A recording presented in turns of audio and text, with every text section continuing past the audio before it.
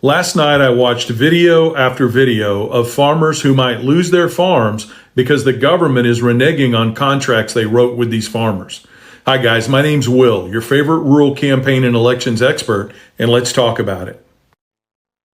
Now, the problem is President Trump's order to freeze most federal grants and loans has created a panic and uncertainty within the agricultural sector, which relies on billions of dollars in direct government assistance for loans, disaster relief, and conservation practices, many of which have been around since the days of FDR, and farmers have begun to rely on them. Now, if you've watched the news at all, you know that a federal judge blocked the order on Tuesday. The problem is, and what the media isn't telling you, is that farmers and ranchers over the last week to 10 days have begun to receive letters telling them that the government may not be able to live up to the promises they made in these signed contracts with farmers and ranchers to improve conservation and increase productivity on the farm. Sadly, I watched one cattle farmer video last night in the state of Missouri where he said that he's going to fall $80,000 short in funding because the government promised him that if he and his family invested in good conservation practices, they would support his efforts with grants and loans. He received a letter in the past 10 days telling him that they couldn't keep their promise even though they have a signed contract. And as a direct result, he's going to fall $80,000 short on his spring loan payment. And the only option he has right now is to sell his cattle. And he needs those cattle because those cattle are going to have calves, and he needs those calves to pay his fall payment. Hey yo, what's up guys? Welcome back to the channel. Let me tell you something about how farm burns his farm. This is very, very crazy. This is crazy enough. I just finished watching the video of how is it going. Oh no. Wait a bit. Things are going to be crazy. Oh my God. And of course, yes, he sets it on fire all because of something Trump did. Oh no, I'm telling you, this is not joke. This is real. There is truth in this video. And I need to talk about this. Stay with me because what I saw is very, very shocking. Let's watch the video clips together, and all credit goes to the original owners of the video. I will come back in a few minutes. Trump administration just ordered to burn food meant to feed 1.5 million kids. Get pissed off.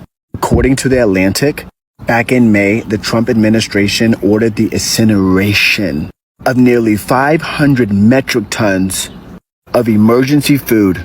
These are high-energy biscuits purchased by USAID under the previous administration. It was already stored in a Dubai warehouse when officials requested approval to distribute them. What did this administration do? They have a really crazy, weird hard-on for Biden, so they just said, let's go ahead and incinerate it. Because Biden wanted to feed the children? Like, that's the kind of petty we're doing right now? Destroying food meant to feed starving children? But you're so caught up on your drama with Biden? Are you fucking kidding me right now? Breaking news, the Trump administration has blocked a U.S. Department of Agriculture report showing a $49.5 billion deficit in agricultural trade products with the United States and the rest of the world due to his tariffs. The report was dated May 29th, and the report has been heavily redacted. Donald Trump held it up because he didn't want the world and didn't want the U.S. citizens and MAGA and others to see that because of his actions, farmers are going to lose billions and billions of dollars thanks to Donald Trump's trade policies. They did so before in his first term, where he had to bail them out to the tune of about $30 billion because of his trade war with and tariff war with China at the time.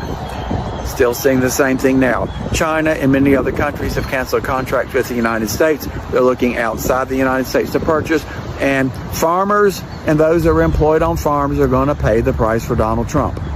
There you have it. Love to hear from my Democrats and my MAGAs and my crazies and my cuckoos and my burned out labels.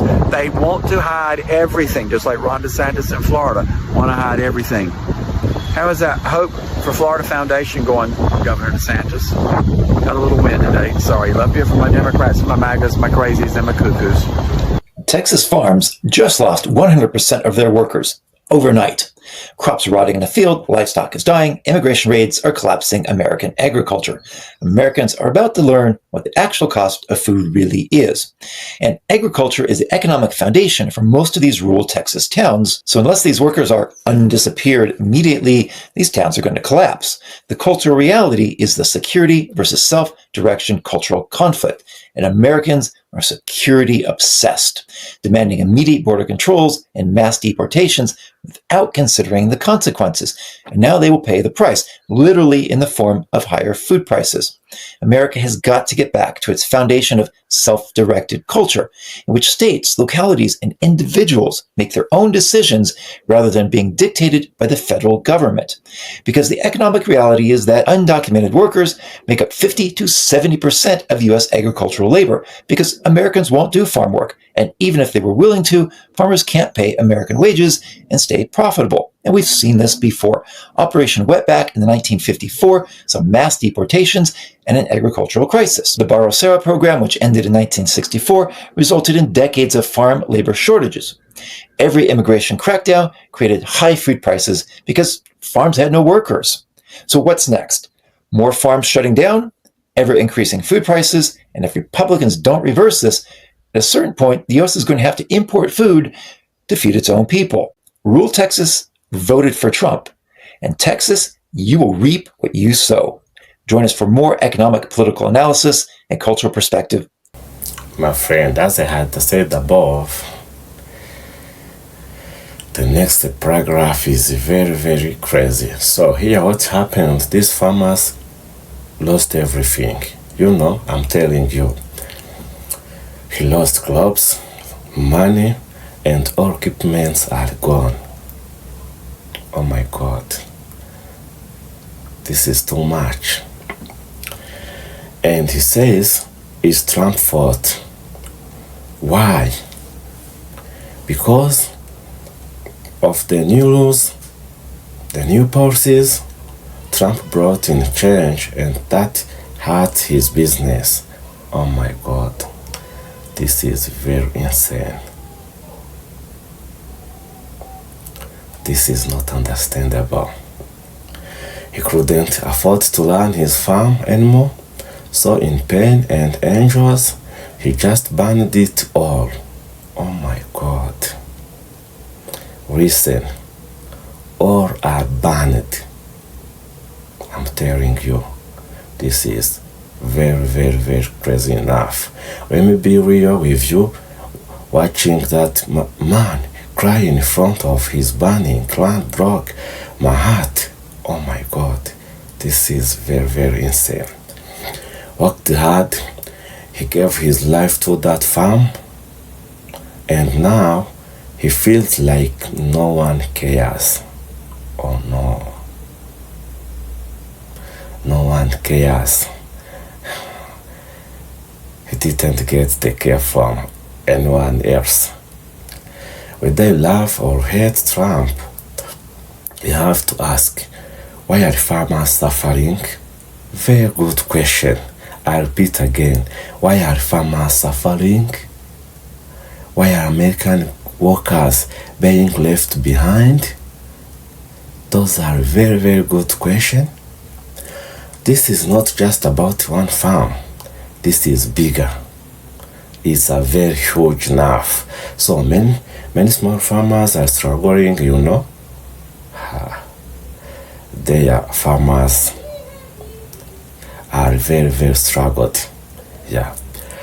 The price go up, but their profit go down. Imagine. Price go up and their profit go down. What's this? They don't have workers. They don't get support. Oh my God. This is very, very insane. Some even supported Trump before, hoping for help, but now they feel betrayed. This is very, very, very, very insane. This is not understandable. Oh my God. Farmers still struggling. Farmers burn his own land. It's not just about anger, it's a message. You listen carefully. He feels like he don't have hopes. It means that farmers are hopeless. He feels forgotten, and this should wake people up. We need to talk about who these policies helped and who they hurt. Oh my God. Help the farmers there, because all farmers there are struggling. This is very insane. If you're watching this, don't just scroll past. This is real life. I know. Real pain, whether you are for Trump or against him, ask yourself. You can ask yourself. Let me repeat again, you can ask yourself. Are we listening to people like this farmer? Are we helping ones who grow our food? Oh my God. Very, very interesting question.